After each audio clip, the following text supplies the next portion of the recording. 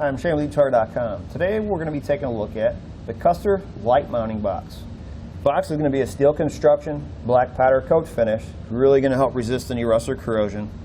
What I really like about these lights, if you notice our oval light here, it's basically encapsulated inside of the box, so it's really going to protect the light.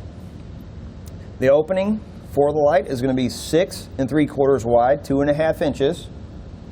The box itself is going to be 8.5 by 3.5 by 3 3/4. Here we have them mounted on a dump trailer.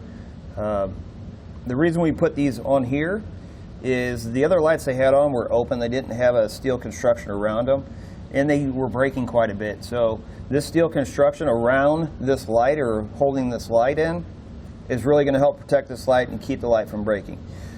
But not only is it going to work on a dump trailer, but it's going to really work on any trailer to help protect that light.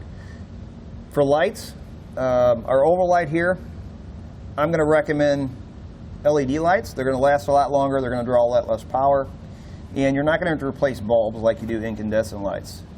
In order for the oval light to work with this steel holder, it is going to need the ring.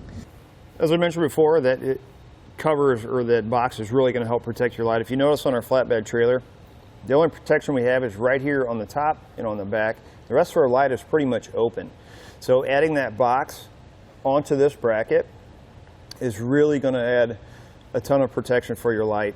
You're not going to have to replace them as often because they're not going to get broke. Very easy installation. You can weld them on if you want to, or you can do what we did and just drill a couple holes and mount them right to the bracket itself. Now that we've gone over some of the features, let's walk you through how to get it installed.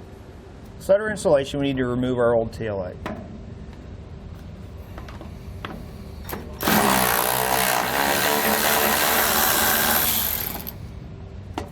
We can remove our light, and we're going to cut the wires coming out of the back of it. We're just going to cut them off right about there. Now, since our bracket already has holes in it from the last light, what I'm going to do is I'm going to take this cover, I'm going to hold it up and center it, and from the back I'm going to take a paint marker, I'm going to mark where those holes are on the housing, and then drill them. I'm going to start with a small drill bit for a pilot hole.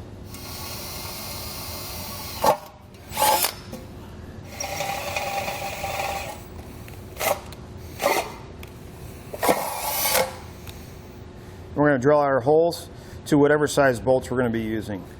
What I like to do is, once I get them drilled, because we're going to be running our wires through it, is kind of clean them up a little bit. So if you take a bit like this, go on the outside, kind of like that, go inside and do the same thing.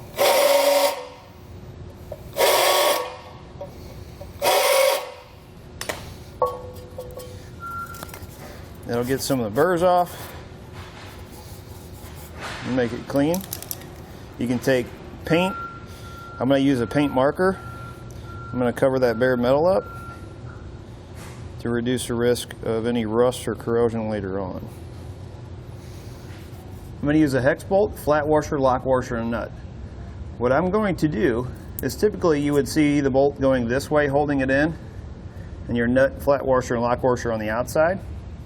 What I'm going to do, since we have this whole housing, is I'm actually going to run it this way. It'll help protect the threads from getting crud on them, and it'll be a lot easier if we need to change it out later on for any reason to get the nut off the bolt head, or off the bolt itself.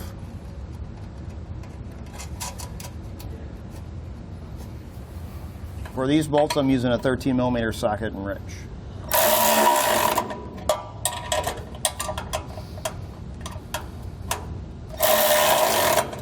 You'll repeat that same process on the other side. Then we can get our light installed. Our center hole here is going to be for our wiring. Go ahead and feed it all out. Once you get your light hooked up, you're going to push it inside the rubber grommet. Get your wiring hooked up and you're ready to go. Now we're going to test out the lights to make sure they're working correctly. Tail lights, brake lights, right turn, left turn. Once you've tested out your lights, you're ready to go. That's going to do it for a look at the Custer light mounting box.